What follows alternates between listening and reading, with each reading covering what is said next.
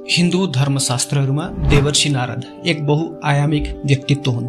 उनी भगवान विष्णुका प्रिय भक्त, त्रिकालदर्शी ऋषि र ब्रह्माण्डभरि नै ज्ञान र भक्तिको सन्देश प्रवाह गर्ने दिव्य दूतका रूपमा प्रतिष्ठित छन्। उनको वीणाको मधुर झन्कार र नारायण नारायणको पवित्र ध्वनिले भक्त हृदयलाई शान्ति र प्रेरणा प्रदान गर्दछ। तर जब हामी टेलिभिजनको सिरियलहरूमा नारदको चरित्रलाई सीमित दायरामा देख्छौं, तब पुराणहरूमा वर्णित उनको गहन ज्ञान, भक्तिका लागि प्रेरणा र महान ग्रन्थहरूको सिर्जनामा रहेको उनको महत्त्वपूर्ण भूमिका ओझेलमा परेको अनुभव हुन्छ। पुराणहरूमा देवर्षिलाई केवल सूचना आदान प्रदान गर्ने मध्यस्थकर्ताको रूपमा मात्र चित्रण गरिएको छैन, बरु उनी ज्ञानको ज्योति फैलाउने र भक्तहरूलाई सही मार्गदर्शन गर्ने आध्यात्मिक गुरु पनि हुन्। श्रीमद् भागवत महापुराण जस्तो भक्ति रसले परिपूर्ण ग्रन्थको प्रादुर्भाव नारदकै प्रेरणाबाट भएको तथ्य भागवत पुराणमा वर्णित कथाले नै व्यक्त गरेको छ। उनले नै व्यास मुनिलाई सांसारिक दुःखबाट मुक्त भएर भगवानको महिमा गाउन र यो महान ग्रन्थको रचना गर्न उत्प्रेरित गरेका थिए। त्यति मात्र होइन, आदिकवि वाल्मीकिलाई रामायण जस्तो कालजयी काव्य लेख्न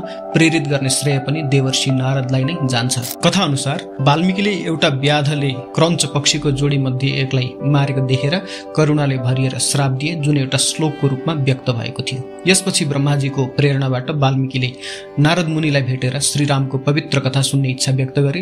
देवर्षि नारदले वाल्मीकिलाई संक्षेपमा श्रीरामको सम्पूर्ण कथा सुनाए, उनलाई यस पुण्य कथालाई श्लोकबद्ध गर्न प्रेरित गरे। नारदको यही प्रेरणाले नै विश्वलाई रामायण जस्तो अनुपम कृति, पहिलो महाकाव्य प्राप्त भयो। भक्त प्रहलादको अटुट भक्ति र बालक ध्रुवको दृढ तपस्यामा पनि नारद मुनिको महत्त्वपूर्ण भूमिका देखिन्छ। प्रहलादले आफू आमाको गर्भमा छँदै देवर्षिबाट श्रीहरिको भक्तिको दीक्षा पाएका थिए। पछि हिरण्यकशिपुको अत्याचारबाट प्रताडित प्रहलादलाई नारदबाट पाएको ती शिक्षा र दीक्षाले नै धैर्य र भक्तिमा अडिग रहन मार्गदर्शन गरिरह्यो। त्यसैगरी बालक ध्रुवको कथा पनि नारदको प्रेरणा बिना अपूर्ण रहन्छ। आफ्नी सौतेनी आमाको कठोर वचनबाट दुखी भएर वनमा तपस्या गर्न गएका ध्रुवलाई नारद मुनिले नै भगवान विष्णुको आराधना गर्ने सही विधि र मार्ग सिकाएका थिए। नारदको मार्गदर्शनले नै ध्रुवलाई बाल्यकालमै अटल भक्ति र दिव्य ज्ञान प्राप्त गर्न मद्दत गर्यो, जसको फलस्वरूप उनले ब्रह्माण्डमा अमर स्थान पाए।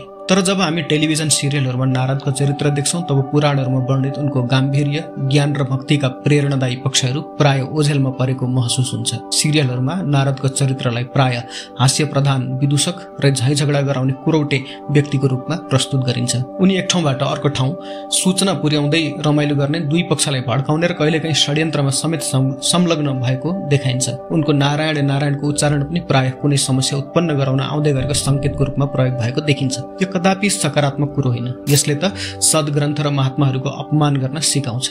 देवर्षि नारद हिन्दू धर्ममा ज्ञान, भक्ति र प्रेरणाका एक अजस्र स्रोत हुन्।